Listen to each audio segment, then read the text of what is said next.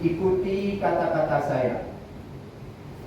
Demi Allah, saya... Syederalun, PJ Wali Kota Langsa, Syahridin pada Jumat 20 Oktober 2023 sore melantik 5 anggota Komisi Independen Pemilihan atau KIP Kota Langsa periode 2023 hingga 2028 di Aula Setda Kota Langsa. Kelima komisioner KIP Kota Langsa yang dilantik dan diambil sumpahnya ini yaitu Ridwan, Bahtiar, Iqbal Suliansyah, M. Al-Fadhal, dan Fauzan Rizal.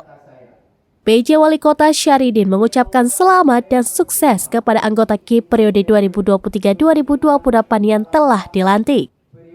KIP diharapkan harus mampu menjawab tantangan dan harapan masyarakat yang menginginkan penyelenggaraan pemilu.